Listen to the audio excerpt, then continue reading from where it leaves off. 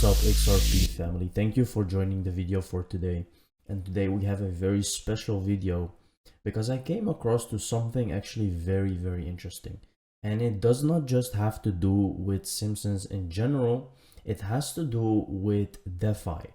Now, we all know that DeFi is amazing and that there are some really great opportunities with DeFi, but I want to take another perspective today, and especially on XRP. So bear with me, watch the whole video so you will understand what I can say about DeFi, and especially with Flare coming out, and there is many other DeFi projects that's actually allowing you to or borrow money with your XRP holdings or make yield. So earning yield is also something very attractive, and a lot of people want to do that with their XRP because it's just on their wallet and they don't want to just put it on their wallet. So let's start for starters with this episode for Simpsons. It's very easy. This is Mr. Burns getting a card that allowed him to live like a king and buy anything anywhere with no limit. Logo on the box looked familiar. So okay, let's start first. Komorebi, thank you for sharing this with me, but I will not really pay a lot of attention on the Simpson episodes. In this video, I will actually talk more about what happened to Mr. Burns. So, because it's very interesting. So this is the logo of Keva. Keva is a platform, interledger platform, where you can put your XRP, called XRPB.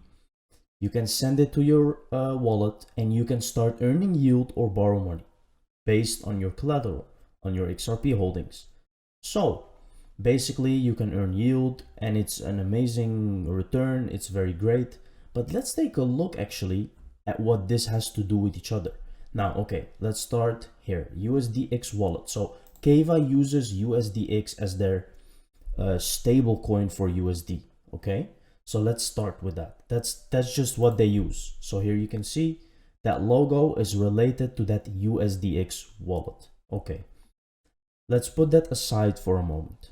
So here we have Interledger SDK. So this is the Interledger project of Keva, which is connected to a lot of things. Let's take a look here. David Schwartz actually tweeted Keva plus Tendermint is Cosmos plus Interledger. So here we have Coil and Interledger working with W3C, Mojaloop, Google, Gates Foundation, and Rockefeller Foundation. Gonna be setting up Keva Labs as a standardized mechanism. Now, let's say that all of this is true, okay? Just imagine that this is all true, okay? That this would be the standard go-to place to put your XRP so you can use it and have a card or whatever. I just want you to be very careful with these kinds of things, especially with your XRP. So here you can see that Coil, we are part of Keva Labs seed round. Keva are providing a critical service to the Interledger ecosystem by helping blockchain projects of all shapes and sizes. Okay, here we have Adrian Hope Bailey, which is the guy who actually set this up and who was working with them. Here you can see head of Interledger at Coil, co-founder, co-chair of W3C Web Payments, building the Internet of Value. Wow, Internet of Value is also called XRP. Like Brett Garlinghouse said that a lot of times, Internet of Value. So this is all connected to each other, right? All these people created Keva Labs or Keva Interledger project to actually put your XRP and start using it. Okay, but let's get back to the Simpsons story, because what happened in this episode, so this is the Wikipedia, this is what happened in the episode. Now I want to put your attention in this last paragraph here, where meanwhile Mr. Burns and JG continue to bond, with JG giving Mr. Burns a special credit card with no spending limit as a gift for inspiring him. Encouraged by JG, Mr. Burns goes on spending spree with his new card until he learns that he has gone bankrupt. It turns out that JG had designed the card to con Mr. Burns out of his entire fortune, and he joins Alicia Keys and his company Muscat Gusuis in laughing at this misfortune via a viral video, with all of Mr. Burns' assets absorbed into JG's empire. Mr. Burns finds himself at rock bottom. Okay, now there is a big lesson to learn from this particular thing, and that's what I want to talk about today. It's about DeFi in general, projects like this, like Kava. Okay, once you put your XRP on a wallet like this, you do not have the keys. That means you don't have control of your asset. And I don't care if you think that I'm telling you bullshit or something. This is something that you have to be very careful with. Now imagine that you're holding XRP for a very long time and you believe in the utility, and it comes true. Let's say XRP is worth now $500 and you have a lot of XRP. You're going to put all your XRP here so you can earn the yield. But the asset is gone. It's not in your Ledger wallet anymore. You don't have the key, so you don't have control over it. There's going to be people who want to take your XRP because it's going to be very valuable at that time. Now, this is my warning to you. Do not put all of your XRP in projects like this. Don't put it in Kava. Don't put it in Flare. Don't put it in stuff, any DeFi. I don't care what is the DeFi. Don't put all of it. Put a portion that you can afford to lose. 10% or even 15% maximum. Leave the other XRPs on your Ledger wallet with your keys, with your control. This is really important, guys, because there will be a time that XRP will be so valuable that people will want to steal it no matter how. And you don't know what's going to happen with Flare or with any other DeFi project. They can just collapse and say, sorry, we lost everything. We can't help you. It's very easy for them. Don't trust any project, especially when XRP reaches this $500, $600 mark. It's going to be so valuable, guys.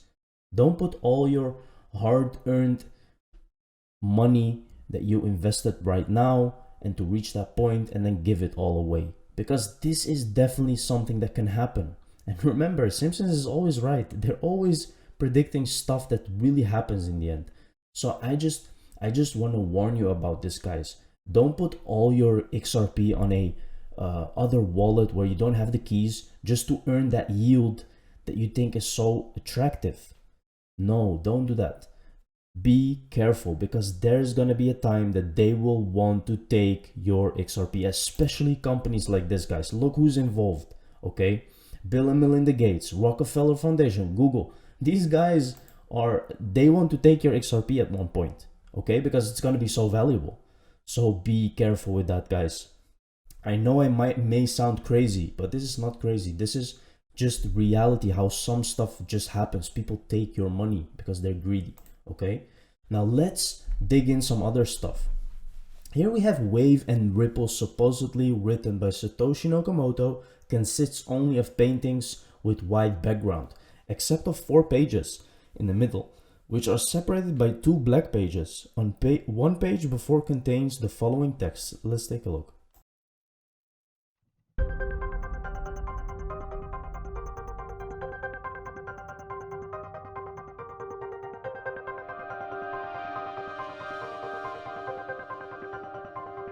So let's pause here, guys, and I can see that the first one is 5 cured happen dance, wild stallion, Hoves, Ripple, only one true north.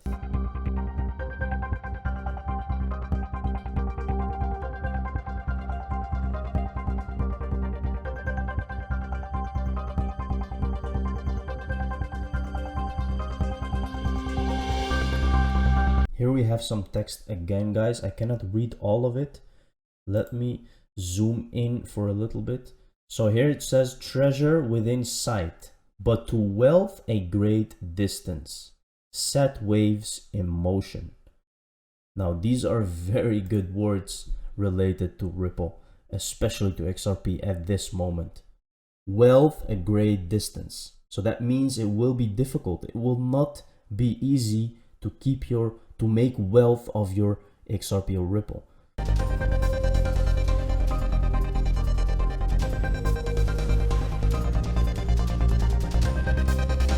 These are all pictures of waves and ripples and stuff happening. So this is a very interesting book, supposedly written by Satoshi Nakamoto. Now we know that it's called Wave and Ripple, and there has been a lot of speculation that this has to do with XRP.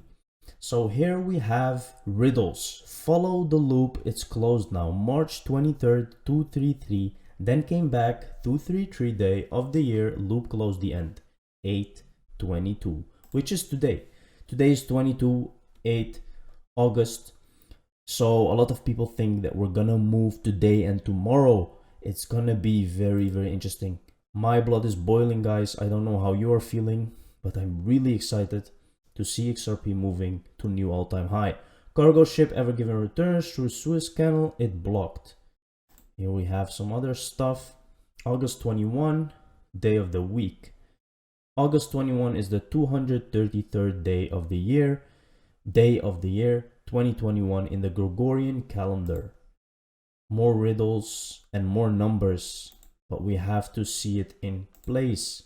So here we have Digital Asset Investor.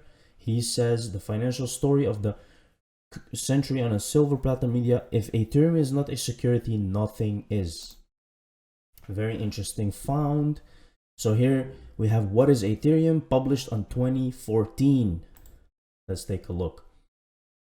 People and businesses are interested in purchasing ETH to power their own business applications, to make use of business applications offered by other service providers, to trade on forthcoming exchanges, or to speculatively hold for future sale to people and businesses, which sounds like a security, right?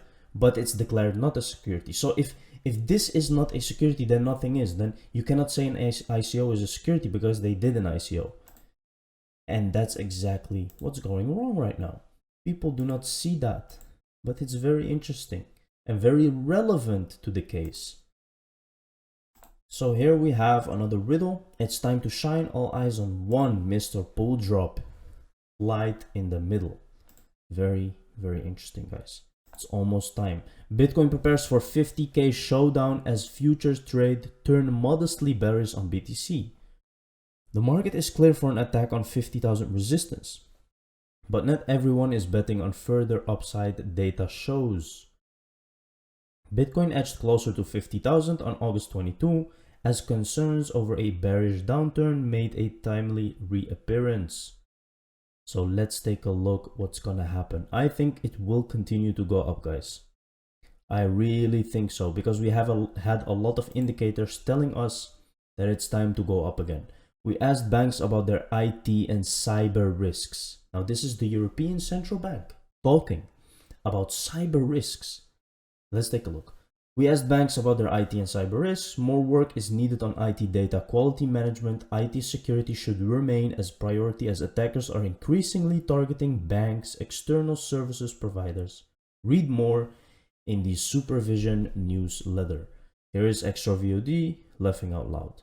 Because out of nothing, they're saying that cyber attacks are gonna come. So you already know that these people control everything and they know what's gonna happen. So there may be a major catastrophic event coming related to cyber attacks. We can already say that because they're already preparing for it. So that's the next big thing. Brett Gollinghouse talks XRP, ETH, Bitcoin. Go watch it all now. Everything he said is happening. Look how everything he is saying, guys, really came to happen.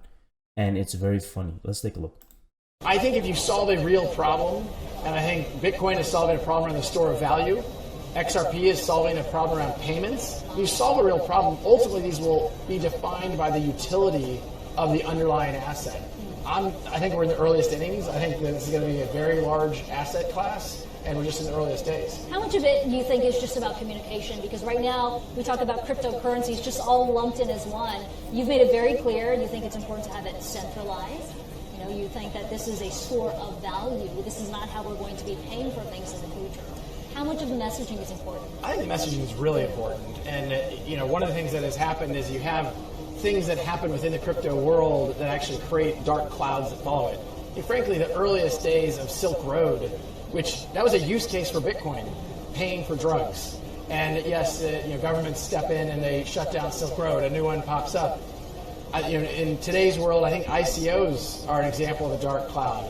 ICOs, these initial coin offerings where people are issuing tokens, they're really more like securities than actually have a token that has utility. The way XRP solves a problem, it has utility in solving a payments problem. I think those dark clouds are actually bad for the ecosystem. They're bad for the movement, if you will. And I think it's important to kind of continue to focus, work with regulators, work with governments, and for us, working with banks is an indicator of that. If we don't work with regulators, banks certainly aren't going to work with us. The more you see, guys, that he's literally talking about ICOs being securities. He agrees with that, but Ripple never did an ICO. So they cannot be called a security, and Ethereum did that. So this is where all of the confusion still is. Like, the SEC doesn't want to address this particular problem because this is the major problem right now. So here we have Brett Garlinghouse again telling us how it is, and it's almost happening, guys. XRP is ready to move. Thank you very much for joining in this video. I hope you found value. See you in the next one. Cheers.